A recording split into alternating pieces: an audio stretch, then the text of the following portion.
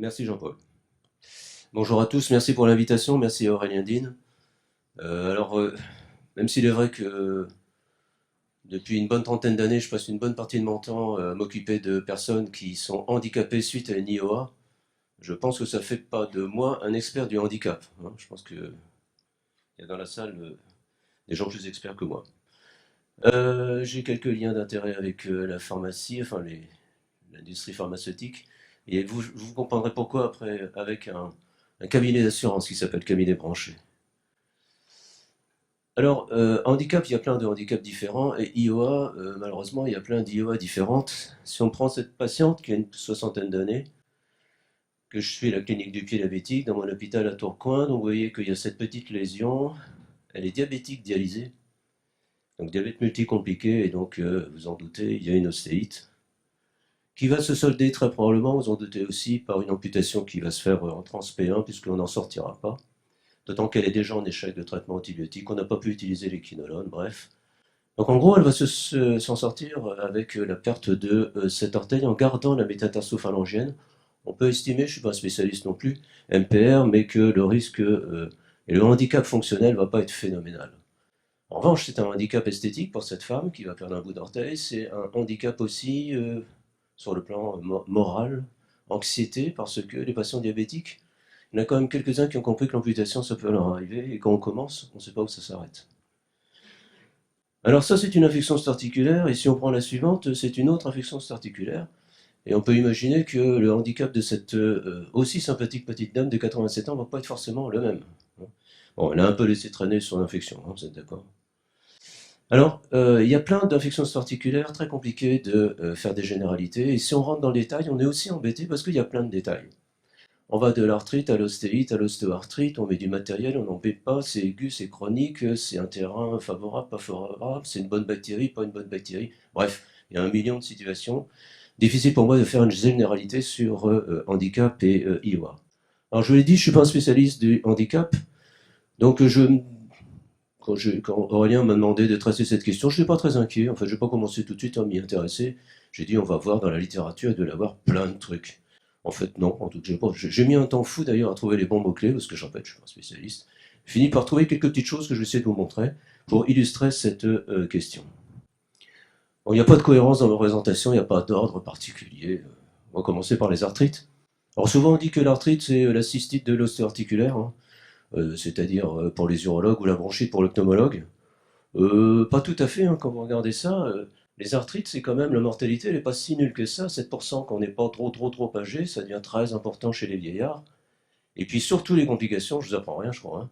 Il y a quand même un risque d'amputation, il y a un risque d'arthrodèse, une arthroplastie derrière, un déclin fonctionnel sévère de l'articulation. Vous voyez que ça correspond à un quart ou un tiers des personnes qui sont confrontées à cette arthrite sur articulation native, hein, on n'est pas dans la prothèse. Et quand on regarde, c'est un autre travail, dans le Lancet, le risque annuel d'arthroplastie de genou s'est multiplié par 6 par rapport à la population comparable, dès lors qu'on a fait une arthrite. Donc le pronostic fonctionnel et le handicap qui va suivre une arthrite, et notamment, puisque vous savez que la première articulation touchée, c'est le genou, en gros, et il est considérable. Et un autre travail, qui est une étude monocentrique, avec en Écosse, une bonne centaine de patients, et on regarde à nouveau, arthrite sur hanche native, hanche et genou, on regarde ce que ça donne.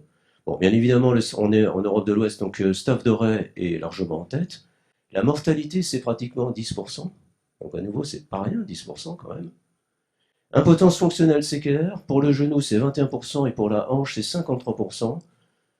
Alors, intuitivement, j'aurais peut-être dit plus pour le genou que pour la hanche, puis en réfléchissant, le problème de la hanche, comme vous le savez, c'est qu'on a malheureusement un risque d'ostéonécrose de la tête fémorale qui se défend mal, probablement, mais je n'ai pas l'explication plus nette que ça.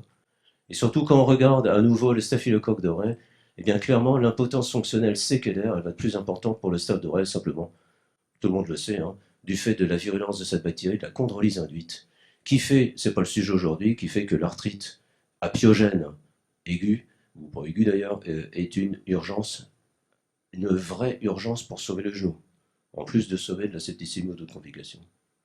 Au travail sur les arthrites septiques, alors là, c'est une très grosse cohorte, hein, américaine. On a comparé des grosses et des petites articulations, donc hanche, genou ou le poignet, les doigts.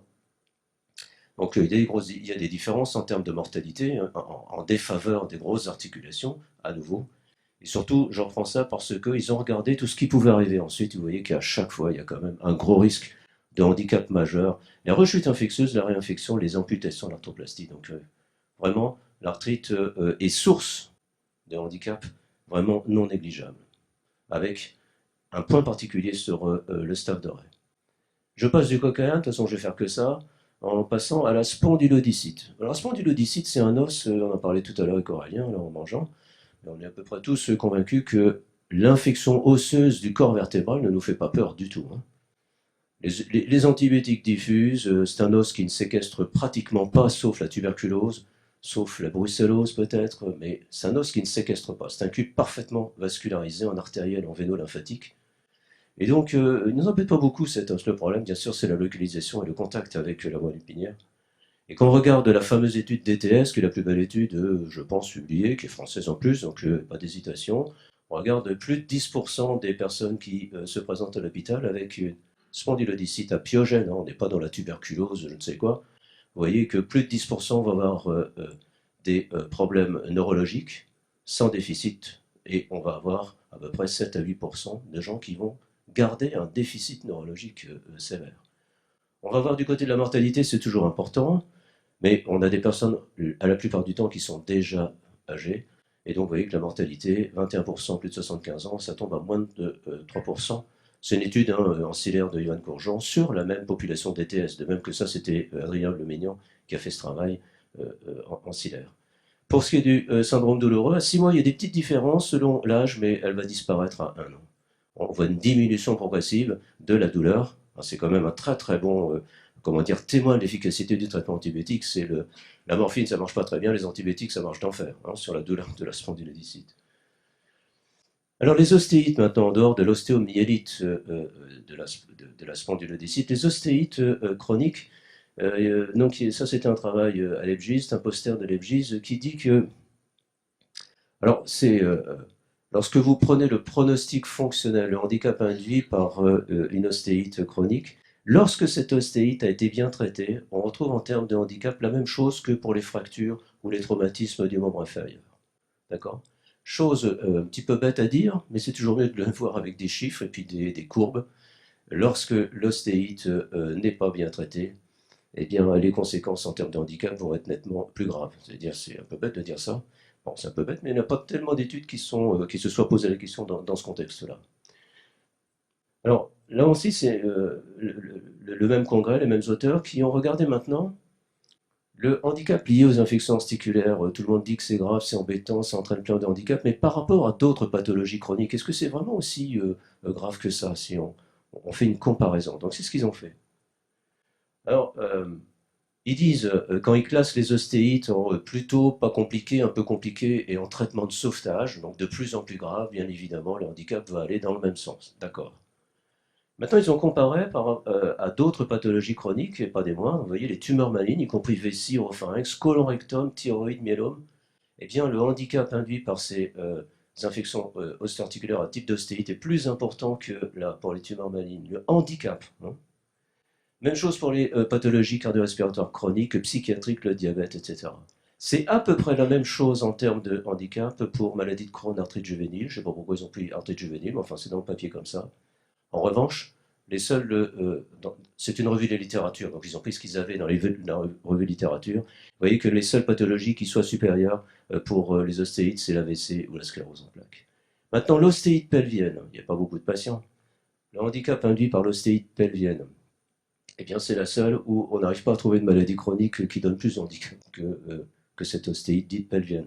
Dans ostéite pelvienne, je pense qu'il doit y avoir les ostéites de décubitus, etc. En conclusion de ce papier, c'est de dire l'impact sur la qualité de vie est pire que celle de beaucoup d'autres maladies chroniques courantes, et je pense qu'ils ont raison. Ils disent que c'est la première étude, donc là on est en 2024, l'année dernière, première étude qui s'est posé la question de savoir, quand on compare, enfin, vous avez compris, hein, par rapport aux pathologies chroniques, est-ce que c'est vraiment si embêtant que ça? Donc la réponse est oui. Je passe aux prothèses osteoarticulaires. Donc dans cette étude, là encore, on enfonce des portes ouvertes, mais on va prendre des patients qui ont une infection de prothèse osteoarticulaire, et on va la comparer, donc quels sont leurs handicaps sur la fonction, la mobilité, capables de faire les gestes de la vie courante, les douleurs, bref, les scores habituels. Et on va les comparer à ceux qui ont une prothèse mais qui n'ont pas souffert d'une infection. Bon, c'est bête de dire ça, mais à nouveau, il n'y a pas beaucoup d'études. Et donc ils disent quand même que l'aide technique versus marche sans aide, eh bien c'est 3 fois plus important quand on a fait une infection d'une prothèse de hanche et c'est 5 fois plus important pour une prothèse de genou. Ils ont même mis quelques prothèses intermédiaires et on a à peu près la même chose, un risque plus important. Donc la conclusion assez évidente, j'ai envie de dire, mais on a des données. Le pronostic ambulatoire chez ces patients qui POA de hanche ou de genou est pire que les patients qui n'ont pas fait l'infection. Bon, en gros, c'est pas bon d'avoir une infection de prothèse articulaire. Mais ça, on s'en doutait un petit peu. Alors ça suffit pas. Parce que lorsqu'on en a traité une personne pour une infection de prothèse articulaire, quand on voit ces personnes en consultation, pratiquement toutes les personnes normalement constituées vont nous dire je suis guéri, et comment on va savoir que je suis guéri? Vous êtes certain que ça ne va pas revenir? Vous êtes certain qu'il n'y a plus de microbes? Donc ils sont obsédés, on peut bien le comprendre, par leur récidive. Tout le monde leur a dit que ouf, on a fait tout ce qu'il fallait, mais donc il y a ce contexte un peu anxiogène, extrêmement anxiogène, hein, bien sûr, de ces personnes qui ont le risque d'une reprise septique après ce qu'on a fait. Vous voyez que c'est pas négligeable, hein, c'est entre 5 et 29% dans toutes les séries publiées. On traite une IPOA, on regarde combien de fois ça va revenir, donc jusque 30% dans certaines séries. Donc c'est la même équipe qui a publié, c'était vraiment, c'est l'équipe d'Oxford, hein, de McNally, donc enfin c'était une étude multicentrique, mais donc en Angleterre, au Royaume-Uni, et donc ils ont regardé à nouveau quel était le pronostic fonctionnel de ces infections de prothèses osteoarticulaires, à nouveau par rapport à une prothèse non infectée, et il est clair que lorsque vous prenez en fonction de l'évolution, en rouge, c'est on a fait la prothèse articulaire, mais le traitement n'est pas fameux, le résultat n'est pas fameux en termes de tout, hein, d'infection, de pronostic. Et donc vous voyez que autant pour le score de mobilité, enfin global, l'UQ5-2 ou les douleurs, clairement, on a une différence. On n'arrive jamais à récupérer le pronostic ou le niveau de handicap d'une prothèse qui a été bien traitée et qui va bien. Le temps qui passe ne va pas dans le bon sens, hein. Autant pour la douleur, ça s'aggrave même encore plus pour la douleur. Le pronostic fonctionnel, il est moins bon et il va rester pareil. Donc à nouveau, c'est pas très bon d'avoir un traitement qui n'a pas été très efficace dans ce contexte de prothèse osteoarticulaire. Alors autre question, puisqu'il y a des gens qui se sont à nouveau posé la question, d'accord, l'infection de prothèse osteoarticulaire, ça donne handicap, c'est embêtant, ils ont mal, ils marchent mal, etc. Mais par rapport à d'autres situations c'est RFRI, donc c'est les infections liées à la fracture, d'accord, fracture, ostéosynthèse, quel que soit le mécanisme, ça s'est infecté. Donc c'est un domaine qui commence à être étudié, pas depuis si longtemps que ça, mais pour lequel on commence à avoir pas mal de données. Oui, c'est une étude relativement importante, hein, presque 400 patients, Allemagne, Suisse, on les suit pendant 12 mois, et puis on les interroge avec le téléphone, en utilisant l'UQ5D et puis une échelle visuelle analogique pour la douleur. Et on va prendre en référence, ils ont des études, sur la population allemande. On regarde ce que ça donne. Alors, dans cette étude, vous voyez que quand on compare les prothèses en noir, les fractures de synthèse donc, et la population générale, eh bien, à chaque fois que ce soit la mobilité, le soin de tous les jours, les activités habituelles, les douleurs, l'inconfort ou l'anxiété et la dépression, à chaque fois, c'est la prothèse articulaire qui est la plus grave en termes de handicap comparé à l'infection d'une ostéosynthèse. Donc, ils ont fait ce travail. Et bien sûr, grosse différence, hein, avec la population dite générale. Alors une question qui se pose de temps en temps, malheureusement pas si rarement, c'est, et notamment pour la prothèse de genou, la question c'est, ça ne va pas au niveau de cette prothèse de genou, on a l'option entre enlever cette prothèse et lui mettre une arthrodèse, ou faire une amputation transfémorale. Laquelle est la mieux, laquelle est la moins bien? Alors il n'y a pas de réponse, bien sûr, c'est cas par cas, on l'a dit, c'est comme les antibiotiques de Jean-Ralph tout à l'heure, c'est cas par cas. Et il y a quand même pas mal de littérature sur des comparaisons entre le pronostic fonctionnel d'une arthrodèse versus une amputation transfémorale. Alors quand on dit ça aux patients, bien évidemment, on dit on va peut-être discuter quand même de l'amputation transfémorale, parce que l'amputation transfémorale, pense toujours qu'on va couper très loin. Non, c'est transfémoral, quoi. Hein, et c'est mi-cuisse, hein, parfois même plus haut. Alors donc, dans ce travail, dans le Journal of Arthroplasty, tout récent, bon, ben, c'est une comparaison, d'accord. Ils ont comparé trois groupes de patients, un espaceur définitif, donc quand on a braqué la prothèse, on a mis un espaceur définitif, et il fonctionne plus ou moins comme ça avec une attelle. Ils ont une amputation ou une arthrodèse, hein, vous avez compris. Donc on évalue le score de douleur, le score de mobilité, l'évaluation fonctionnelle. Dans ce papier, peu importe les chiffres, globalement, ils sont en faveur de l'amputation transfémorale versus l'arthrodèse. Alors évidemment, c'est très, on ne peut pas dire il faut amputer tout le monde parce que l'arthrodèse ça marche pas. Si vous voulez mettre debout une personne âgée sans qu'elle ait mal et qu'elle soit debout, qu'elle sorte du lit rapidement, évidemment, l'arthrodèse va aller beaucoup plus vite. Si vous pouvez la faire, on va les faire en un temps en général. Et donc ils sont debout, ils sont de jambes raides, mais ils sont debout. L'amputation transfémorale, ils sont pas debout demain. C'est pour moi qui vais vous apprendre ça. Bon, donc tous discutent. Un patient jeune, probablement, sur le plan fonctionnel, l'arthrodèse est mieux au niveau fonctionnalité, gestes de la vie courante, etc. Maintenant, c'est l'acceptation de cette amputation qui, pour nous, est toujours facile à discuter, plus compliqué de l'autre côté, hein, bien sûr. Alors, c'est pas aussi simple que ça, parce que toute la littérature ne dit pas c'est l'amputation, bien évidemment. Non, c'est pas aussi simple que ça. Dans ce papier de 2017, on compare, pareil, 25 ans d'arthrodèse amputation. On est pratiquement toujours au niveau du genou, vous en doutez bien. Et donc, au niveau du score fonctionnel, de la qualité de vie des personnes, c'est à peu près comparable. Il n'y a pas de bénéfice énorme. Nous, on avait fait ce travail avec notre ami Trouillet, qui est un chirurgien orthopédiste du service. On avait comparé 20 versus 23 arthrodèses amputations. Nous, on avait trouvé qu'en termes de récidive infectieuse, ça ne changeait pas grand-chose, alors que dans le papier d'avant, il y a un petit peu plus d'infections dans les amputations. En revanche, en termes de qualité de vie, c'était significativement, en tout cas dans notre travail, meilleur pour l'amputation transfémorale. Et c'est vrai que dans le service, alors on pousse personne, bien évidemment, mais on n'essaie pas d'être forcément jusque boutiste pour garder la jambe et faire une arthrodèse. Puis dans le papier d'Edgar, le 2023 plus récent, c'est une revue littérature, c'est toujours le problème de mélanger tout un tas d'articles, mais bon, globalement, il dit c'est à peu près équivalent. En tout cas, on n'a pas beaucoup d'études qui disent oui, aïe, aïe, il ne faut pas faire d'amputation transfémorale parce que c'est l'enfer. Donc c'est vraiment une option, avec ces papiers-là, on peut quand même, en consultation, discuter un peu plus avec des arguments auprès des patients. L'amputation, c'est génial. Les chirurgiens, ils aiment bien l'amputation générale, hein, notamment pour le pied diabétique, parce qu'ils ne voient plus les patients après. Donc, c'est formidable. Sauf que le patient, il existe encore. Hein. Et c'est pas si simple que ça d'amputer, je crois que je vous apprends rien non plus. Mais il est bien démontré, et notamment chez ces personnes diabétiques qui ont assez souvent une cardiomyopathie ischémique assez souvent, que la demande fonctionnelle nécessaire quand on marche avec une, deux, trois cannes, elle est vraiment très importante et aussi facile de dire l'amputation c'est formidable. Oui, mais il y a des conséquences. Un petit mot, puisque j'en ai pas trouvé 36 000, mais sur la santé mentale. Retentissement de cette situation d'infection particulière. Donc là encore une étude prospective, internationale, 18 centres, 10 pays, donc un gros travail. 230, on est dans l'ostéite là. Donc je suis reparti à l'ostéite, mais c'est parce que je parle de santé mentale. À nouveau, on regarde les scores.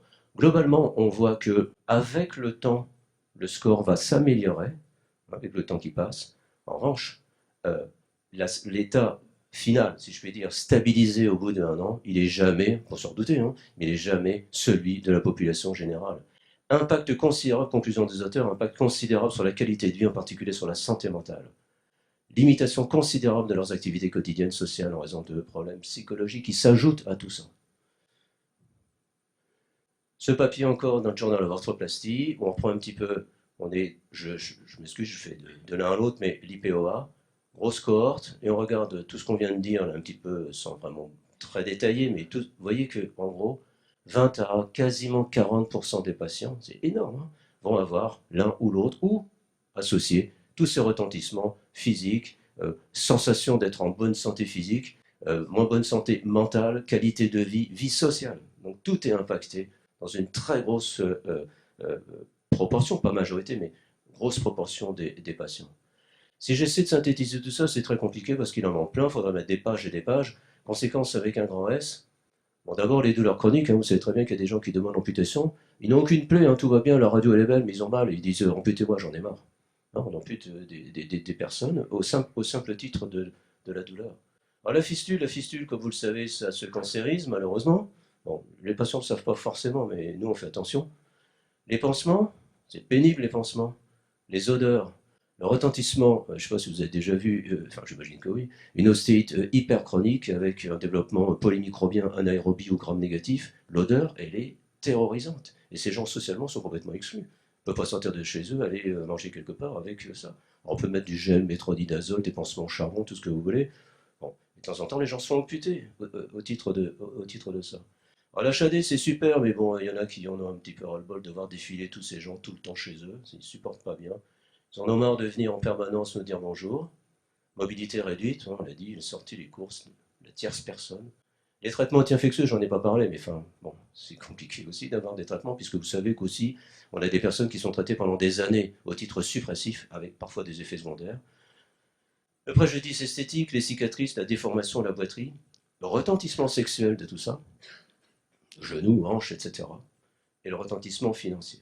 Bon, je répète, c'est une liste à l'après-vert, elle est sans fin.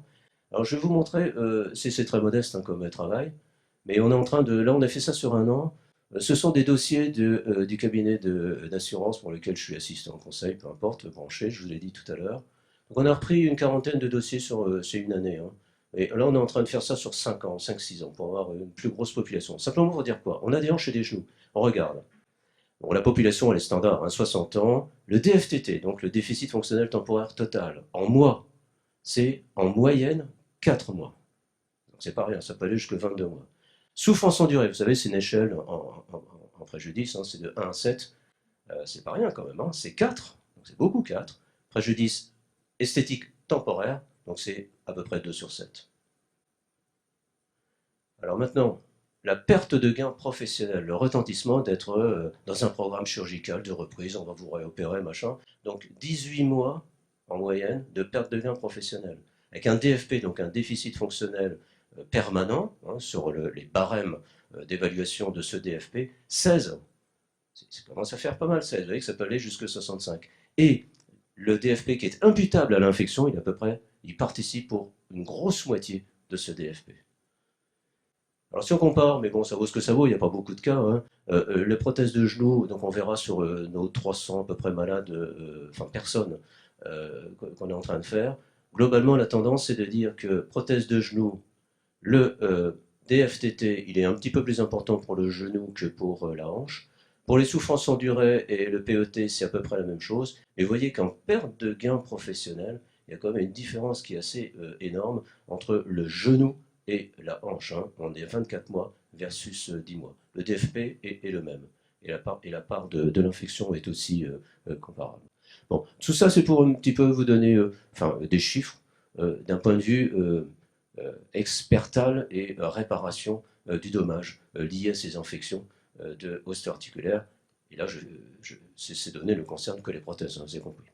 Voilà, j'ai fini et alors je remercie mon camarade Olivier Leroy qui est aussi directeur médical chez Branché, puis les personnes qui ont aidé à faire cette analyse. Et je finis lâchement en vous faisant de la publicité pour le prochain congrès du CRIOAC, si vous êtes intéressé, qui va se dérouler dans cette belle ville de Lille en 2027. Voilà, je vous remercie.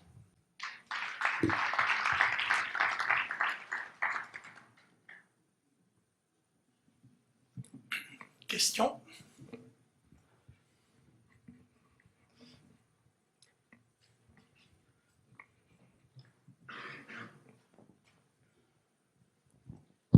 Merci beaucoup Eric pour ce bel overview. C'est une question qui n'était pas facile, mais bon, c'est avec toi qui pouvais la traiter.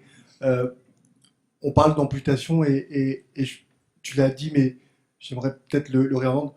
Quand on ampute, c'est pas la fin d'une histoire, c'est souvent le début de l'histoire. Et je pense que, enfin, je sais pas, je voudrais ton avis, il faut être très précautionneux ces amputations, notamment le pied diabétique. En fait, on refait d'autres zones de contrainte, et puis finalement, c'est la porte d'entrée dans un cercle qui peut être vicieux, et c'est pas du tout la fin d'une histoire. Et je voulais savoir si vous aviez des éléments, vous, quand vous discutez, est-ce qu'il y a des chirurgiens qui sont plus spécialisés de ça? Parce que on a du mal à trouver, pour un chirurgien, j'ai l'impression que c'est un peu un échec d'amputer. Toujours, c'est un traitement radical, et souvent, j'ai l'impression que c'est moins précautionneux qu'une pose de prothèse, par exemple. Voilà. Oui, carrément, c'est un problème qui n'est pas du tout français, c'est un problème universel, c'est-à-dire que En théorie, le pied devrait être opéré par l'orthopédie. Alors on sait qu'en pratique, il n'y a pas beaucoup d'orthopédistes qui font le pied diabétique, parce que le diabète, c'est une mauvaise réputation. Ils savent que c'est du staphylocoque et que ça guérit pas, puis ça sent mauvais, et c'est plein de microbes, donc ça les intéresse pas trop. Les chirurgiens vasculaires sont un petit peu moins reluctants à faire ce genre de choses et tranchent à gauche et à droite.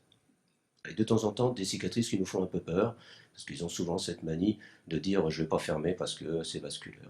Ils n'ont pas complètement tort, mais enfin, de temps en temps, on est quand même ébahi par une tranche de section qui fait 20 cm sur 10. On se dit qu'on va faire quoi?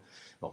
Alors ça, c'est le premier point. Le deuxième point, c'est que on a un mal de chien, et je répète, c'est pas français, c'est universel. On a un mal de chien à trouver des orthopédistes qui disent moi, je vais m'occuper du pied diabétique.